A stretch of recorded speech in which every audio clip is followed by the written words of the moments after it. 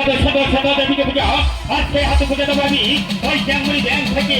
না না না, এই চন্দ্রটি এক ফুটে রক্ত থাকা পর্যন্ত ওই পূজা তো দূরের কথা, একটি তুলসীর কথা দেব না, দেব না, দেব না।